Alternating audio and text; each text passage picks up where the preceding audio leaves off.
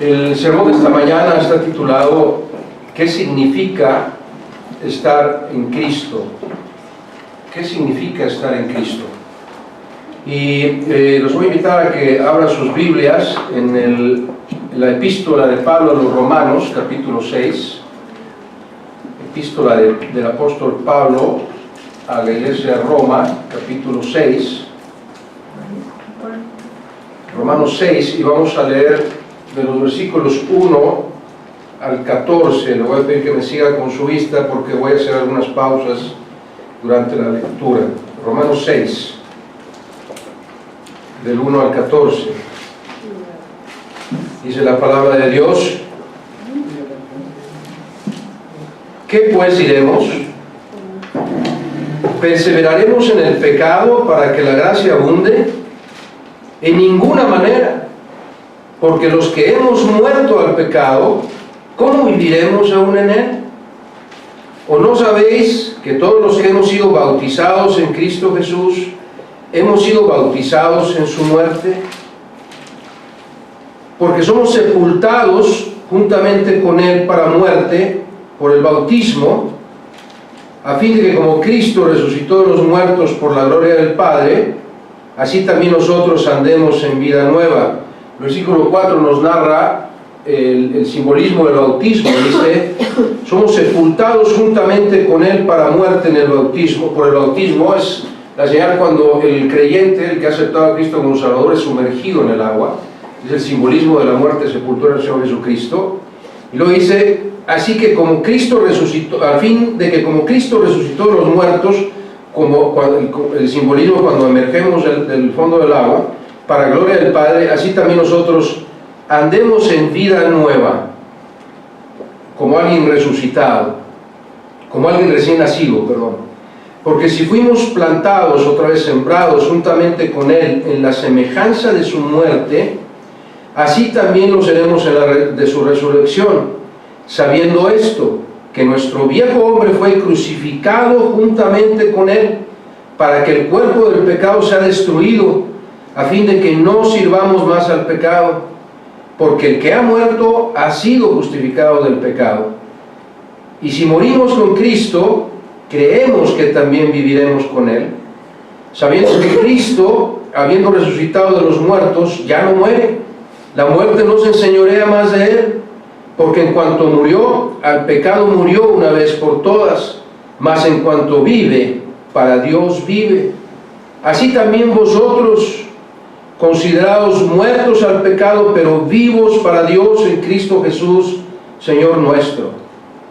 No reine pues el pecado en vuestro cuerpo mortal, de modo que lo obedezcáis en sus concupiscencias, ni tampoco presentéis vuestros miembros al pecado como instrumentos de iniquidad, sino presentaos vosotros mismos a Dios como vivos entre los muertos, y vuestros miembros a Dios como instrumentos de justicia. Porque el pecado no se enseñoreará de vosotros, pues no estáis bajo la ley, sino bajo la gracia. Es un pasaje con un contenido riquísimo, doctrinalmente hablando, y con la ayuda de Dios voy a tratar de explicarlo. Y quiero hacer una observación inicial. En estos versículos, escuchamos en repetidas ocasiones la palabra muerte, aquel que ha muerto, los que hemos sido sepultados, etc. La Biblia, y quiero ser muy claro a qué se refiere esto, la Biblia habla de 4 diferentes tipos de muerte. 4 diferentes tipos de muerte. Y tenemos que entenderlo de esta manera. Escúchenme. La muerte no es extinción, la muerte es separación. Otra vez, la muerte no es extinción, la muerte es separación, y lo vamos a explicar bíblicamente hablando. ¿Okay? La primera clase de muerte es la muerte al pecado, como acabamos de leer ahorita en Romanos 6:14. Dice: porque el pecado no se enseñoreará de vosotros, es decir, antes de venir a Cristo, a conocer a Cristo como nuestro Salvador, el pecado era nuestro Señor. El pecado era el que controlaba nuestra vida. Era el Señor de nuestra vida. Satanás era el Señor de nuestra vida antes de venir a Cristo. Por eso habla de que estábamos muertos al pecado. Y es una muerte espiritual, es el segundo tipo de muerte. Dice el apóstol Pablo en Efesios 2:1, un versículo muy conocido, porque estabais muertos en vuestros delitos y pecados. Y no está hablando obviamente de una muerte física, está hablando de la muerte espiritual. Porque Él os dio vida a vosotros, hablando de Jesucristo, cuando estabais muertos en vuestros delitos y pecados. Es decir, el espíritu con el que nacemos es un espíritu muerto porque no tiene a Cristo en él. Y estábamos muertos en esa situación, estábamos muertos en nuestros delitos y pecados. Y no es hasta que venimos a Cristo que el Espíritu Santo nos revivifica, nos revive. Espero que me esté entendiendo y me esté siguiendo con esta explicación. Porque hay un tercer tipo de muerte, la física precisamente, y en Santiago 2:26 leemos, porque así como el cuerpo sin espíritu está muerto, al morir, nuestro cuerpo queda inerte y es sepultado, y nuestro espíritu se va del cuerpo. Esa es una separación. Por eso digo, bíblicamente hablando, la muerte no es extinción, es separación. El cuerpo muere, se transforma en polvo, polvo eres y en polvo te convertirás, dice la palabra de Dios. Mientras tanto, el espíritu, si eres creyente, abrirás tus ojos en la presencia de Cristo. Si no eres creyente, tu espíritu se irá directamente al infierno al morir. Y hay un cuarto tipo de muerte que la Biblia le llama la muerte segunda, que está en el libro de Apocalipsis, capítulo 20, versículos 12 al 15. Dice el apóstol Juan, que es el escritor de este libro: y vi a los muertos, hablando de los muertos espirituales, grandes y pequeños, de pie ante Dios, y los libros fueron abiertos, y otro libro fue abierto, el cual es el libro de la vida, y fueron juzgados los muertos por las cosas que estaban escritas en los libros, según sus obras. Y el mar entregó los muertos que había en él, y la muerte y el Hades entregaron los muertos que había en ellos, y fueron juzgados cada uno según sus obras. Nadie se escapa, todos estarán, todos los que hayan rechazado a Jesucristo como su Salvador son a los que se está refiriendo este pasaje.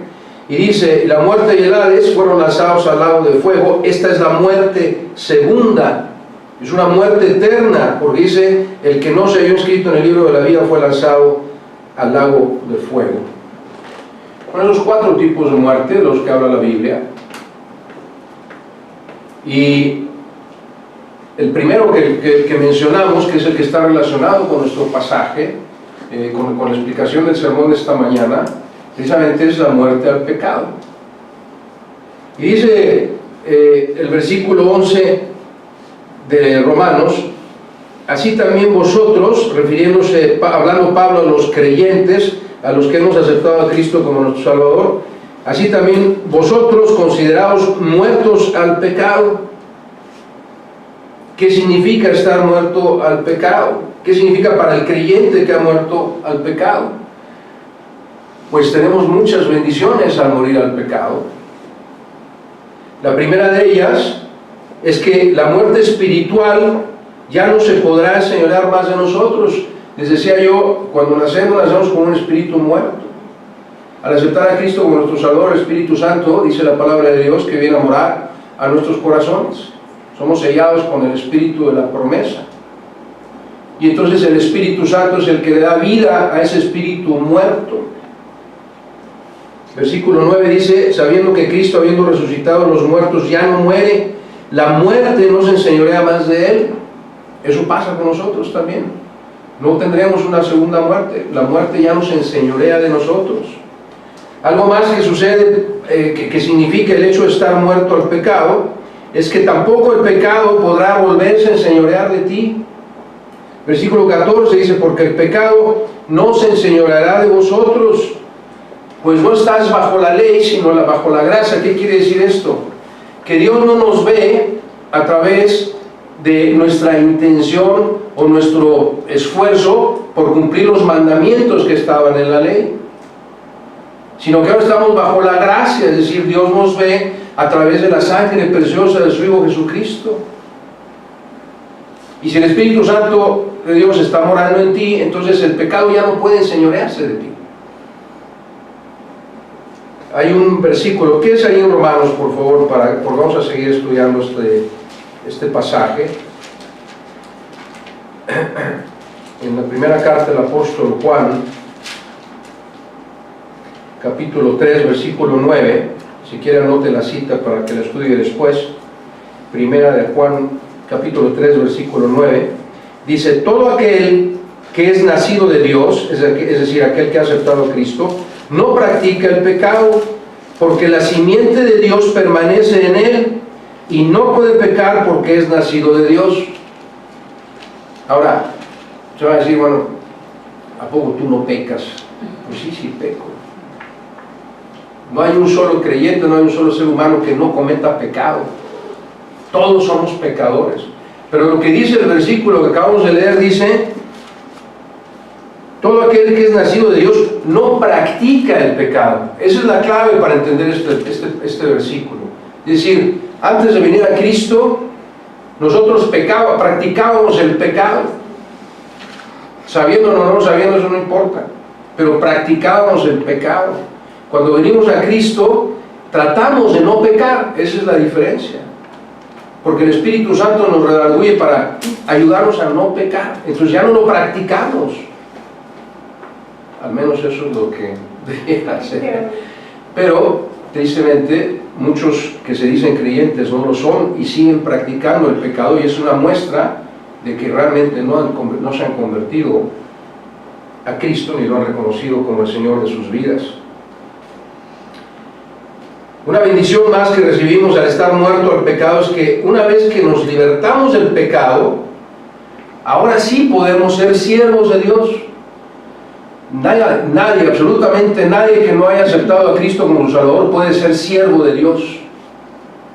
Dios nos agrada de ellos, porque el Espíritu Santo es el que produce en vosotros así el querer como el hacer por su buena voluntad.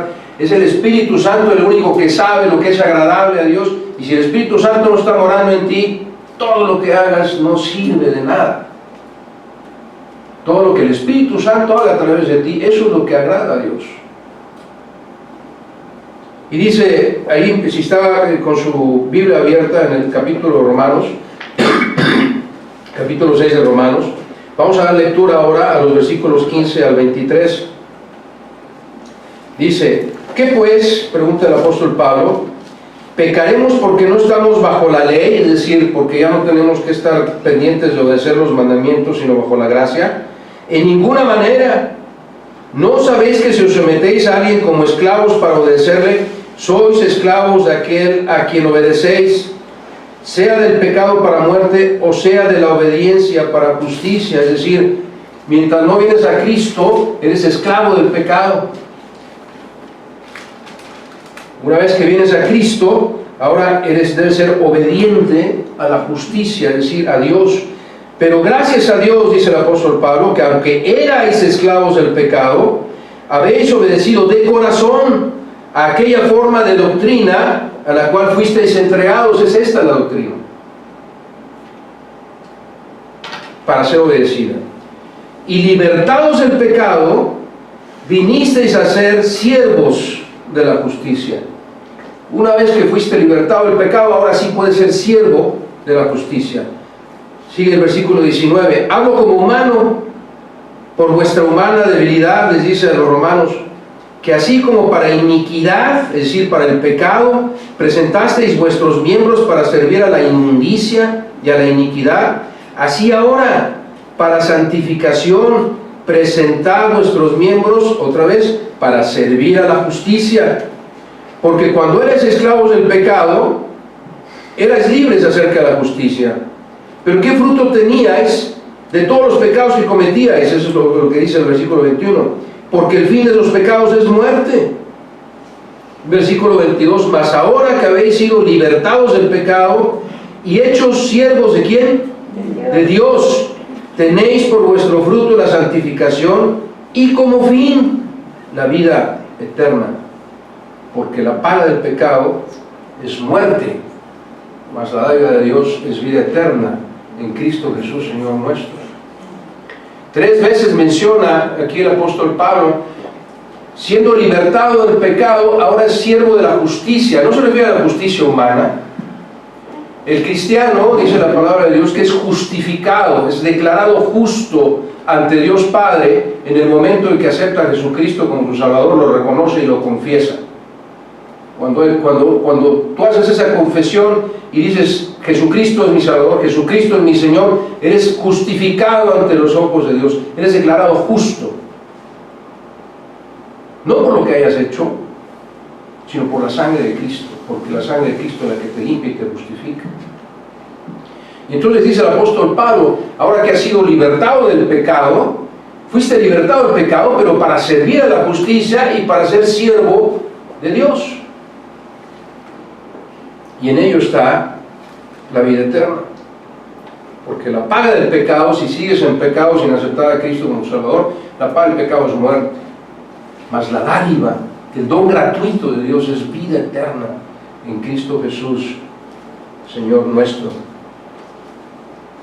Regresando al versículo 11 de Romanos capítulo 6, la segunda parte del versículo 11 dice, lo voy a leer todo mejor, así también vosotros considerados muertos al pecado, pero vivos para Dios en Cristo Jesús. La única forma en que Dios te considere vivo para Él es si Él ve a su Hijo en ti. Vivo para Dios en Cristo Jesús. ¿Qué significa entonces? Ya explicamos qué significa estar muerto al pecado. Ahora tratemos de explicar, de entender qué significa estar vivo para Dios.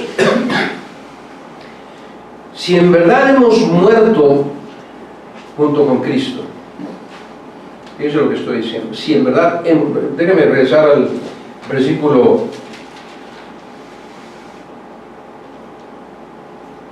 2 y versículo 3. Muy importante entender y poner mucha atención en los tiempos verbales de las Escrituras. ¿Ok? Y le pido que me ponga atención. Dice el versículo 2, de ninguna manera, porque los que hemos muerto. Dice, ya morimos. No está diciendo los que moriremos, ya hemos muerto. Los que hemos muerto al pecado. Versículo 3, los que hemos sido bautizados en Cristo, ya fuimos bautizados en Él. No es algo que va a pasar en el futuro. En el momento que tú aceptas a Cristo como tu Salvador y te bautizas después, has sido muerto al pecado y luego has sido vivificado para Cristo. Ya pasó. Es un hecho consumado. Entonces, si en verdad hemos muerto al pecado, su Espíritu, el Espíritu Santo, nos ha dado vida, nos ha vivificado. Y si es así, como explicamos un momento, después de la muerte física, despertaremos ¿en dónde? En su presencia. Seremos llevados por su Espíritu a su presencia. Eso significa estar vivo para Cristo. Ahora, si en verdad otra vez hemos muerto junto con Cristo, dice la Biblia, versículos 4 y 5, porque si fuimos plantados juntamente con Él en la semejanza de su muerte, escuche como dice, así también lo seremos en la de su resurrección, es decir, resucitaremos también en su semejanza. Si usted ha leído la palabra de Dios y ha escuchado el pasaje de la resurrección de Cristo, dice que resucitó con un cuerpo glorificado. Nosotros al morir los creyentes, nuestro cuerpo duerme, nuestro espíritu es llevado a la presencia de Dios. ¿Okay? En la resurrección, cuando nuestro Señor venga por nosotros en la segunda venida, no en el rapto, sino en la segunda venida, resucitaremos con un cuerpo glorificado en semejanza a la de Cristo. Esa es la promesa de Dios. Y lo que estoy tratando de decir es, si usted puso atención a este capítulo de Romanos, y usted es creyente, debe entender algo. Lo que está diciendo que pasó y pasará con Cristo es lo mismo que pasó y pasará con usted si es creyente. Es decir, lo que es cierto para Cristo es cierto para mí. Porque dice que he sido muerto del pecado como Él, he sido crucificado juntamente con Él, pero también he sido vivificado por Él.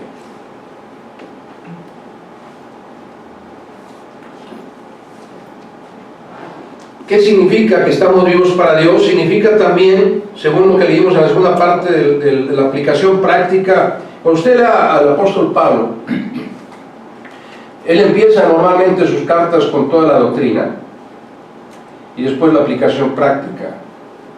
Por eso dividí el pasaje en dos. Primero leímos la doctrina y la aplicación práctica es esta. Dice, ahora que habéis, versículo 19, hablo como humano por vuestra humana debilidad, que así como para iniquidad presentasteis vuestros miembros para servir a la inmundicia y a la iniquidad, así ahora para santificación presentad vuestros miembros para servir a la justicia.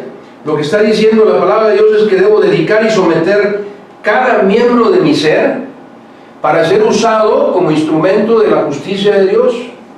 Otra vez, no justicia humana. Es decir, debo ser un ejemplo, que todo mi ser hable de Cristo. Eso es lo que está diciendo. Que dediques todos tus miembros, todo tu cuerpo, todo tu ser, de tal forma que la gente te vea como justo, de tal forma que la gente vea a Cristo a través de ti. Eso es lo que significa estar vivo para Dios. Ser un instrumento en las manos de Dios. Una última aseveración de lo que significa estar vivos para Cristo. Aquí le voy a pedir que me acompañe. Vamos al Evangelio según San Juan, por favor. Evangelio según San Juan, capítulo 3.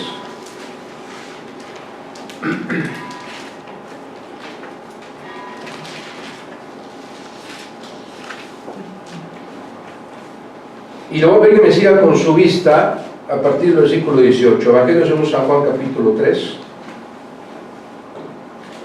Versículo 18 dice: el que en él cree, refiriéndose a Cristo, a Jesucristo, léalo así, el que cree en Jesucristo no es condenado, pero el que no cree en Jesucristo ya ha sido condenado.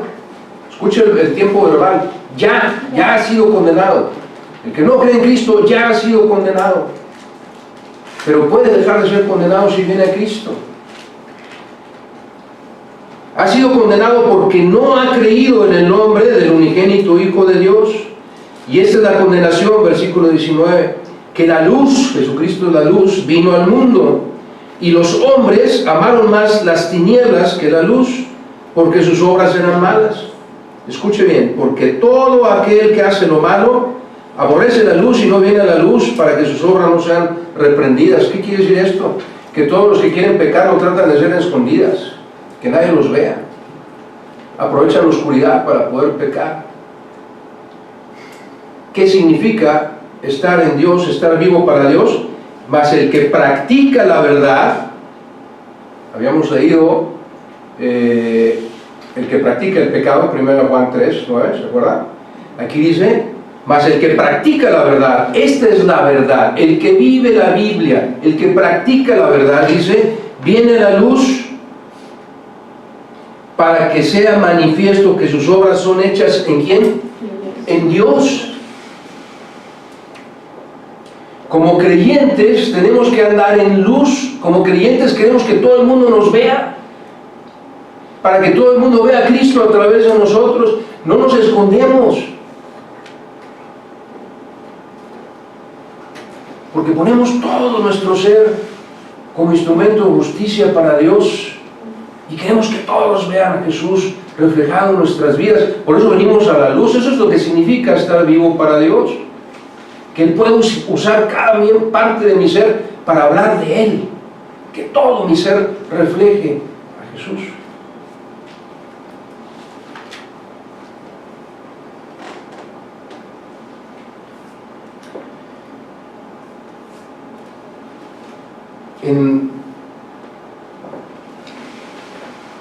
Casi concluimos, le pido que no pierda la atención a lo siguiente. Los cristianos hemos muerto al pecado, su Espíritu Santo nos ha vivificado. Después de la muerte física despertaremos en su presencia, resucitaremos para vida eterna. Por lo tanto, no debemos vivir con temor para esparcir su evangelio.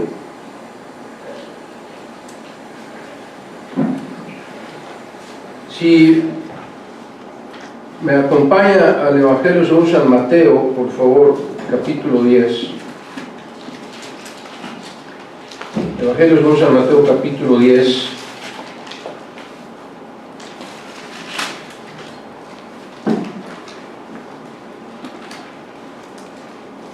Versículo 28 al 33. Dice el Señor Jesús: y no temáis a los que matan el cuerpo, mas el alma no pueden matar. Jesucristo está hablando a sus discípulos respecto a... Jesucristo está enviando a sus discípulos a predicar el Evangelio. Él dice antes del versículo 5, no sé si en su Biblia lo diga porque esto no es de los manuscritos originales, pero hay un subtítulo que dice misión de los 12, es decir, Jesucristo está enviando a sus discípulos a predicar el Evangelio. Les dice: no temáis a los que matan el cuerpo, mas el alma no pueden matar. Temed más bien a aquel que puede destruir el alma y el cuerpo en el infierno. ¿No se venden 2 pajarillos por un cuarto? Es decir, la moneda más barata, de menor valor, perdón. Con todo, ni uno de ellos, ni uno solo de estos pajaritos cae a tierra sin vuestro Padre, es decir, si no es la voluntad de Dios. Versículo 30, pues aún vuestros cabellos están todos contados, así que no temáis, más valéis vosotros que muchos pajarillos. Versículo 32, a cualquiera pues que me confiese delante de los hombres, yo también lo confesaré delante de mi Padre que está en los cielos. Y a cualquiera que me niegue delante de los hombres, yo también le negaré delante de mi Padre que está en los cielos. Lo que está diciendo el Señor Jesucristo es: aquel que rechaza a Cristo no será reconocido por Jesucristo ni por Dios Padre. Ahora, aquí habla de 3 tipos de miedo que muchos creyentes tenemos para ir a predicar el Evangelio. El primer temor es, dice el Señor Jesucristo, tememos a que nos hagan daño. Dice: no temáis a los que pueden matar el cuerpo, pero no pueden matar tu alma. Ve y predica, no importa lo que le hagan a tu cuerpo. Porque en el momento en que fallezcas, irás a la presencia de Cristo. Por eso estos hombres de Dios se dedicaron a crucificar, y fueron todos los creyentes de esta época, dice que fueron sacrificados de muchas formas, pero nunca negaron la fe de Cristo, porque decía aquí: si me niegas, yo no te reconoceré. Eso fue lo que dijo Jesús. De modo que tienes que ir a predicar el Evangelio sin importar que te pudieran hacer daño. Ese es el primer temor. El segundo temor es, dice Cristo: si es solo por mi voluntad que no se caiga ni siquiera un pajarito, ¿cómo no voy a cuidar de ti? Yo me voy a encargar de proveer de todo lo que necesitas. Estás bajo mi mano, estás bajo mi cuidado, no tengas miedo. Esa es la certeza que tenemos de parte de Dios, la promesa de Dios. Y un tercer temor que tenemos, dice aquí, la confesión, dice: cualquiera que me confiese delante de los hombres, yo también lo confesaré delante de mi Padre que está en los cielos.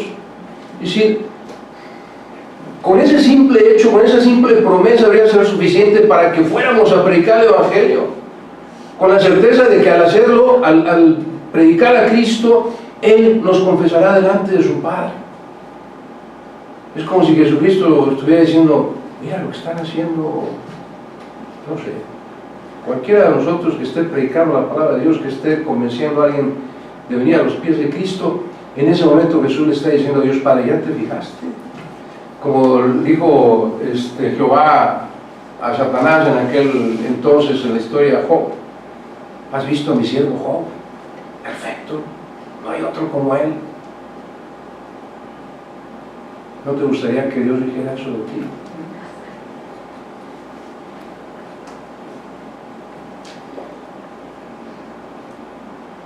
Estar en Cristo.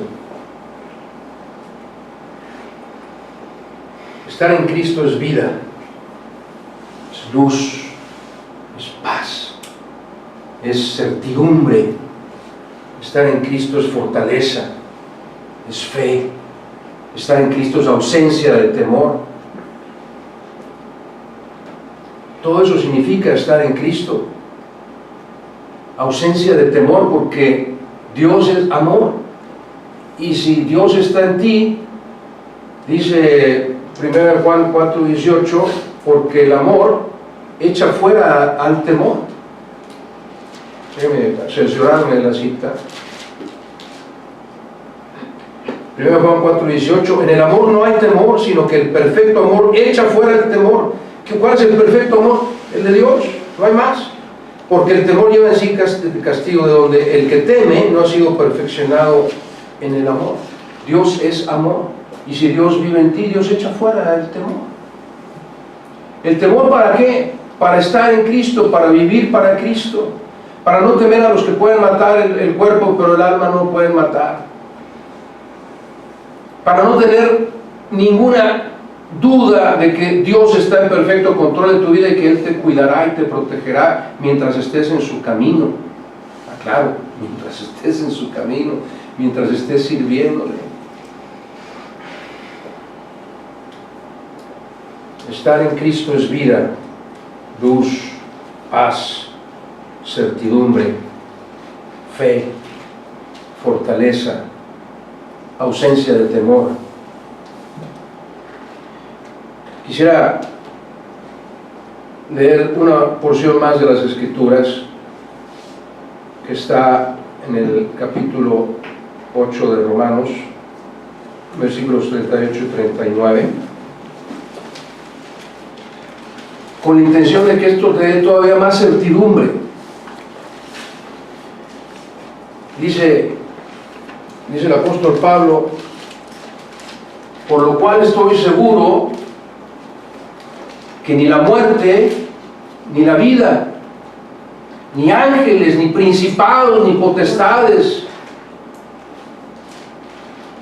ni lo presente, ni lo porvenir, ni lo alto, ni lo profundo, ni ninguna otra cosa creada nos podrá separar del amor de Dios que es en Cristo Jesús, Señor nuestro.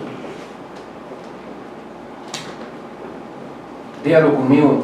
Por lo cual estoy seguro que ni la muerte, ni la vida, ni ángeles, ni principados, ni potestades, ni lo presente, ni lo porvenir, ni lo alto, ni lo profundo, ni ninguna otra cosa creada nos podrá separar del amor de Dios que es en Cristo Jesús, Señor nuestro. Señor nuestro. ¿Por qué temer? No hay nada que temer.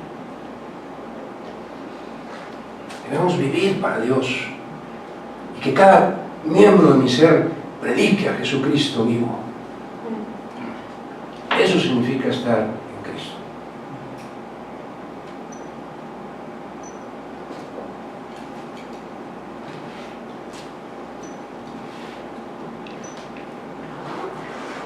Vamos a entonar un último canto y después de eso quiero hacer una oración y una invitación. Los invito a estar en pie.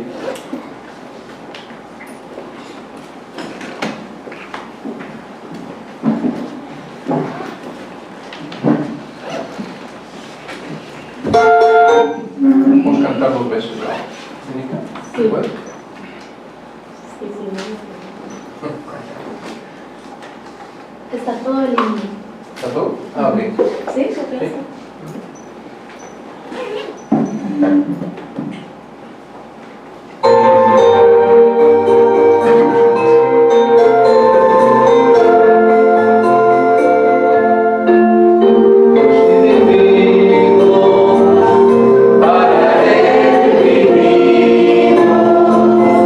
Y si morir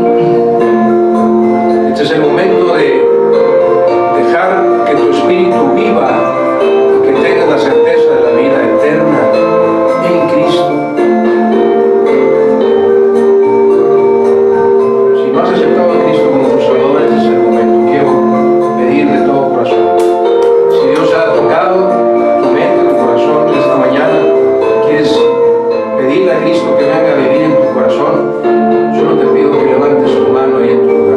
Amén. Amén. Gloria a Dios. Amén. ¿Alguien más? ¿Alguien más que quiera aceptar a Cristo como su Salvador esta mañana? Todo bien. Qué bueno.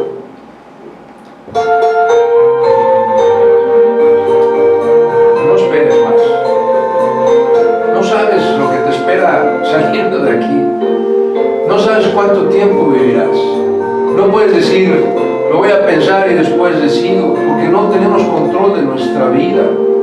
Él es el que nos dio la vida y es el que la puede tomar en cualquier momento. No esperes más. Si no has aceptado a Cristo, este es el momento. Recíbelo como tu Salvador. ¿Hay alguien más que quiera aceptar a Cristo como tu Salvador? Amén. Gracias, Señor. Gloria a Dios. Voy a tener una oración de consagración. Les invito a inclinar su rostro, por favor.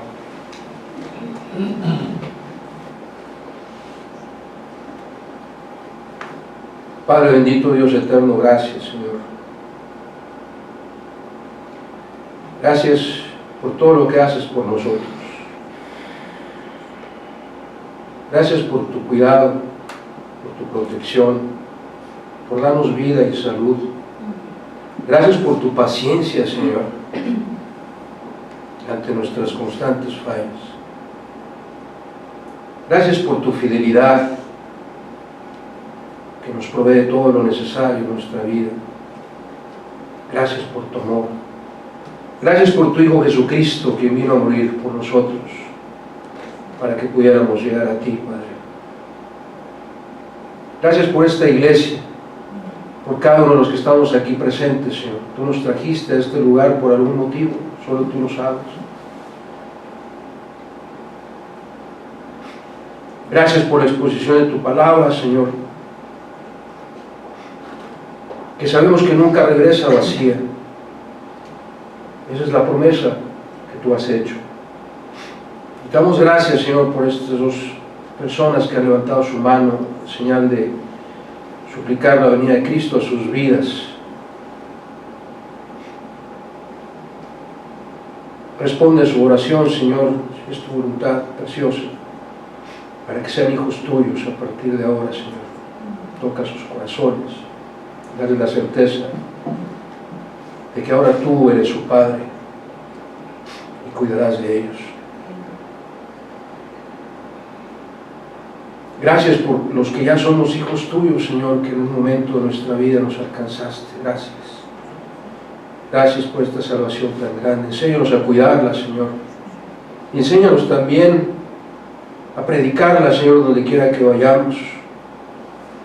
Que tu luz alumbre a través nuestro, para que muchos conozcan a tu Hijo Jesucristo a través de nuestro testimonio. Quédate con esta tu iglesia, Señor, y prospérala. Hazla crecer espiritualmente y hazla crecer también en número, Señor.